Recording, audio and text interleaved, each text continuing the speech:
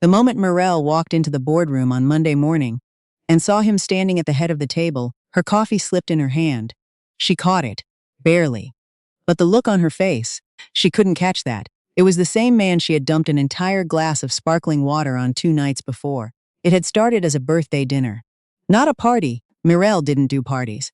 Just her closest friends at Maison Laurier, a French bistro on Elgin Street in Ottawa where the candles were always slightly too dim and the wine list was always slightly too long.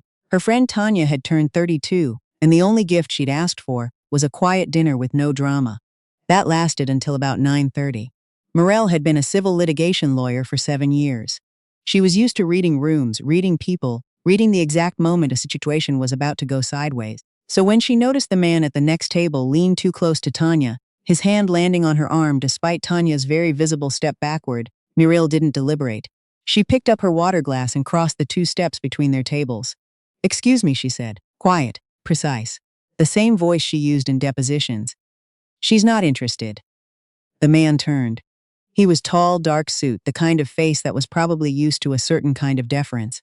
He looked at Mireille the way people sometimes looked at her in court before they'd done their homework, like she was a minor inconvenience. "We're just talking," he said. "She stepped back twice," Mireille said. "The conversation is over." He said something then, something low and dismissive, not quite loud enough for the table to catch, but loud enough for Mireille to hear every word of it, and that was when she tipped the glass. Not through. Tipped. Deliberately, precisely, the entire contents of a glass of sparkling water directly onto the front of his very expensive suit jacket. The restaurant went quiet. He stared at her. She held his gaze. "Have a good night," she said, and went back to her chair. Tanya gripped her arm under the table and whispered, "I love you, and we are absolutely leaving now," in the same breath. And they did. Mireille didn't think about the man again. She went home, fed her cat, read 40 pages of a contract brief she needed to annotate by morning, and fell asleep with her reading glasses still on. She had been at Hartwell & Cross for 4 years. It was a mid-sized firm, 23 lawyers, 2 managing partners, a reputation for winning complex commercial disputes that bigger firms had given up on. Mireille had joined as an associate and made senior associate 18 months ago, which was fast by any standard but felt, to her, simply like the pace at which things were supposed to happen when you worked as hard as she did. She liked the firm. She liked the rhythm of it. Early mornings, long afternoons, the particular satisfaction of finding the one thread in a case that unraveled everything. She liked her office on the 9th floor with a window that faced west, and the coffee machine that the junior staff had collectively decided was Mireille's by territorial claim. What she did not like, and had not liked for several months, was the growing sense that something was shifting. The senior partners had been in closed meetings more often. Files were being reviewed. Budgets were being talked about in the hallway in the particular way that meant they weren't supposed to be talked about. And then, 2 weeks ago, her managing partner Dawn had pulled her aside after a partners' meeting she hadn't been invited to. "We're bringing in a new managing director," he'd said. "Someone external. It's a restructuring. You'll be briefed Monday." That was all he'd said. She'd asked 3 follow-up questions and gotten 3 non-answers. So on Monday morning, Mireille arrived at the boardroom at 8:50 with her annotated brief, her coffee, and exactly 0 expectations of being surprised. And then the door opened, and he walked in. He saw her at the same moment she saw him. For 2 full seconds, neither of them moved. His name, she would learn in the next 60 seconds from Don's introductory remarks, was Everett Calloway, managing director, brought in from a restructuring consultancy in Toronto. 40 minutes of restructuring experience described in glowing terms by Don, while Mireille sat very still and stared at the notepad in front of her and replayed Saturday night approximately 6 times in rapid succession. When Don finished speaking, Everett thanked the room. His voice was even, professional. He made eye contact with people around the table in the methodical way of someone who'd done this particular introduction more than once. When his gaze reached Mireille, it stopped for exactly 1/2 second longer than it had stopped on anyone else. Then he moved on. The meeting lasted 40 minutes. Mireille said 4 sentences and took 3 pages of notes she didn't need because she remembered everything. When it ended, she stood up, tucked her portfolio under her arm, and was the second person out the door. She made it to her office, closed the door, and stood in the middle of the room with her coffee in her hand. Then she set the coffee down and called Tanya. "The man from the restaurant," she said the moment Tanya picked up. "He's my new managing director." A long silence. "The one you—" "Yes." "The water." "Yes." Another silence. Then Tanya said, "Okay, That's okay. How bad was it? He was wearing a white shirt, Mireille said. Tanya made a sound that was half sympathy, half suppressed laughter. It's not funny, Mireille said. It's a little funny, Tanya said. It was not a little funny. For the first week, Mireille operated on a principle of deliberate normalcy. She was professional in every interaction, which meant she was the version of herself she was in court, precise, measured, focused entirely on the work. If Everett remembered Saturday night, he gave no indication of it. He moved through the firm the way restructuring people always did, quietly, observationally, taking meetings and reviewing files, and asking the particular kind of questions that revealed they already knew the answer. She told herself this was fine. She was a senior associate, he was the managing director. Their paths would cross professionally, and that was manageable. Then he requested a one-on-one meeting. It was on her calendar Tuesday afternoon of the second week, E. Calloway, M. Delacroix Ward, 3 p.m., Conf. Room B. She read it 3 times. She prepared for it the way she prepared for cross-examinations, anticipated questions, clear answers, no unnecessary elaboration. He was already in the room when she arrived, 2 chairs at a small table, her file on her side, his notepad on his. Mireille, he said, not Ms. Delacroix Ward. Her first name, easy and unpretentious like he'd said it before. Everett, she said back. He held her gaze for a moment. Something shifted in his expression, not quite amusement but adjacent to it. I wanted to talk about the Okafor file, he said, and a few others. Your litigation rate's the highest in the firm. I'm trying to understand why the billing structure isn't reflecting that. That was not what she'd expected him to say. Because Dawn has been discounting my hours on contingency files for 3 years. I've raised it twice, he wrote something down. Okay, he said. What else? She told him. She hadn't planned to. She'd planned to give careful, measured, politically safe answers. But he asked direct questions and waited for real answers. And the whole meeting ran 40 minutes over time. When she stood to leave, he said, I'm going to fix the billing structure. She paused at the door. Why are you telling me that? Because you should know, he said. And because you clearly weren't going to ask. She didn't say anything to that. She left.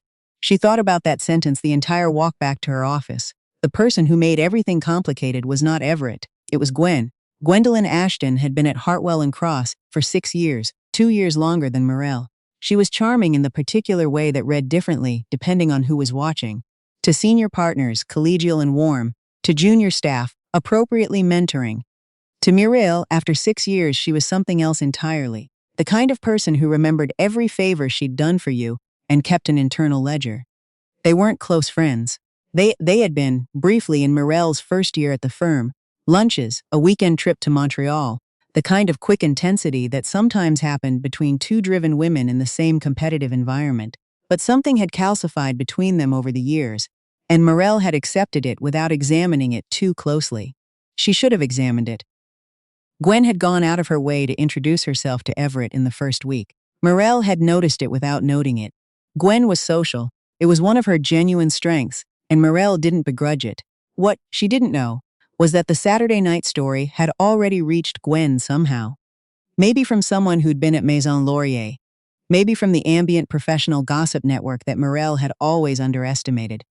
And Gwen had done something with that information. Mireille found out about it the way she found out about most things she wasn't supposed to know, by being in the right place and being very, very quiet. She was in the file room on a Thursday afternoon, pulling physical records from a case that predated the firm's digital archive. The room shared a wall with one of the small meeting rooms, and the walls in that building were original 1970s construction, which was charming and historically significant and acoustically negligible. She heard Gwen's voice first. I just think you should know the context, Gwen was saying. She has a history of acting impulsively. The water incident, honestly, is very on brand for her. A couple of the junior associates have been uncomfortable, but they're too nervous to say anything. A pause. Then Everett's voice measured, What associates? I can get you names, Gwen said. I'm not trying to cause problems. I genuinely like Mireille. I'm trying to protect her, in a way. Before something becomes a formal issue. Mireille stood very still with a file folder in her hand. I'll look into it, Everett said. She heard chairs move. She didn't move until she was certain they'd left the hallway. Then she stood in the file room for a full 3 minutes, reconstructing everything she thought she knew about Gwen, and realizing she had been profoundly careless. She didn't go to Everett. Not right away. She was a litigation lawyer. She knew what happened when you presented a case before you had evidence. You handed the other side time and information, and the ability to cover their tracks. So she waited, and she watched, and she started paying attention to things she'd been too busy to pay attention to before. It didn't take long. Gwen had been angling for a senior partner track for 2 years. There was one opening, and the decision was sitting with a restructuring review, which meant it was sitting effectively with Everett. What Mireille had taken for social warmth was, at least in part, a campaign, and the easiest way to clear a path was to make the person standing in it look unstable. She also found the junior associates.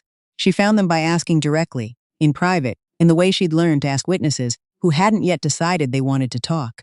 Not pressing, just creating the space. One of them, a second-year named Priya. Wait, Priya was on the restricted list. A second-year named Claire told her quietly that Gwen had asked her to share her impressions of working with Mireille and had suggested what those impressions might usefully include. Claire hadn't done it. She'd felt uncomfortable and stayed silent. But she'd been asked. There was a second associate. Then a third thing, a file that had been reassigned off Mireille's desk 3 weeks ago with a vague note about capacity management that she now understood differently. She documented everything. Then she requested a meeting with Everett. He closed the door. He didn't sit. He stood by the window, the west-facing one, the same view she had from her own office, and listened to her lay it out without interrupting once. When she finished, he was quiet for a moment. "You've got documentation," he said. It wasn't a question. Emails, the reassignment memo, statements from 2 associates, and my own notes from the file room. She paused. "I know how that last one sounds. It sounds like you were pulling records in a file room and heard a private conversation through a wall," he said. "Which is what happened." "Yes." He turned from the window. "How long have you known she was doing this?" "About 2 weeks. Why didn't you come to me sooner?" "Because I needed more than the word of someone with an obvious interest in the outcome," Mireille said. "You would have had to look into it, and it would have looked like exactly what she said I was, impulsive." He looked at her for a long moment. "That's good thinking," he said. Finally, quietly. "I know," she said. Something moved across his face. Not quite a smile. He called Gwen in that afternoon. Mireille didn't know exactly what was said. She was in her office, on a call with a client, practicing the deliberate normalcy she'd been living in for 3 weeks. But she knew it had happened because Gwen walked past her office at 5:15 without looking in, which was the first time in 6 years that had ever occurred. After that, things moved differently between them, not fast. Mireille didn't operate fast in her personal life. Her mother Diane had spent 20 years telling her she was too careful, too strategic, that she treated relationships like contracts she was reviewing for loopholes. Mireille had always thought that was unfair and probably a little accurate. But there were small things. Everett would stop in her doorway with a question that turned into a conversation that turned into half an hour gone. He remembered things she'd mentioned in passing. A case she was watching in the federal court, a restaurant she'd said was overpriced, but she kept going back to anyway. He was direct without being blunt, which was rarer than people thought. She still didn't entirely trust it. That was honest. She'd had one serious relationship in her adult life, 4 years with a man named Sebastian who had been kind and well-meaning, and who had ultimately told her, not unkindly, that loving her felt like trying to hold a conversation through a wall. She'd thought about that for a long time after. She wasn't sure she'd resolved it, but she also noticed that she was less tired at the end of days when she'd talked to Everett than days when she hadn't. She noticed that. She didn't do anything about it. Then there was the Thursday in November. There was a reception for a client firm. One of those mandatory adjacent work events held in a hotel ballroom with warm Prosecco and a raw bar that appeared to operate on a 2 shrimp per person ration. Mireille went because not going would have been conspicuous, and she stood near the window with a glass of wine and talked to colleagues and watched the evening pass. Everett found her near the end of it. "You hate these," he said. "I don't hate them," she said. "I find them inefficient. You've been checking your watch every 10 minutes. "I haven't been," she said. Then, honestly, maybe every 15. He laughed. It was the first time she'd heard him really laugh. Not the social version, but the actual one. It was quieter than she'd expected, and it changed his face. They ended up leaving at the same time, which was accidental, and standing outside on the sidewalk while it was doing the Ottawa thing of not quite raining but absolutely intending to. He had a car coming. She was walking to the parking garage 2 blocks east. "I'll walk you," he said. She wanted to say she didn't need walking to a parking garage 2 blocks away. She said, "Okay." They walked. The 2 blocks stretched in the particular way that 2 blocks can stretch when both people are paying attention to the walking. At the entrance to the garage, she stopped. He stopped. About the restaurant, he said. Then he stopped. You don't have to, she started. I was rude to your friend, he said, before you intervened. I'd been in a bad meeting and I'd had too much to drink and I was rude to her.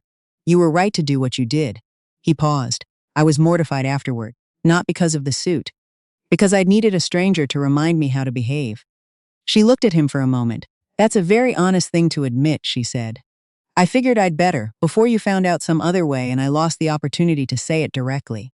She understood that. She appreciated directness in a way that had sometimes made her life more complicated. Thank you, she said. He nodded.